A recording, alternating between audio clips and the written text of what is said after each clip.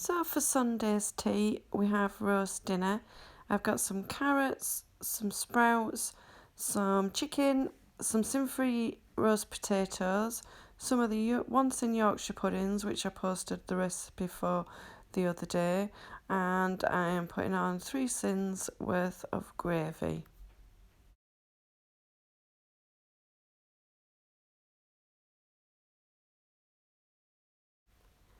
For tonight's snacks, I've got 2 of the double chocolate skinny whips for 4.5 cents each.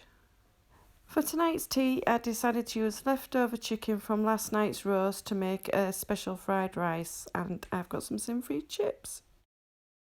Tonight I've got some cherry drops for 9 cents and a skinny whip for 4.5 cents. So this is tea tonight. I've got some sin-free chips, some mushrooms, one of the 5% burgers for half a cent. The bun's my healthy bee.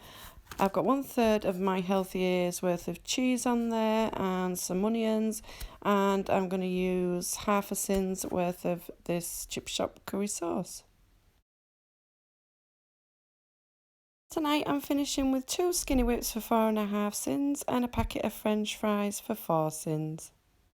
For tonight's tea, I have made bagel pizzas. So I've got one of my healthy A's worth of cheese on there, some ham, some tomato puree. The bagel's my healthy B.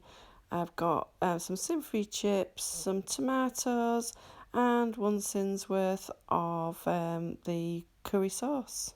And I'm finishing with a bag of these Peppa Pig gummies for 7.5 cents and a skinny whip for 4.5 cents.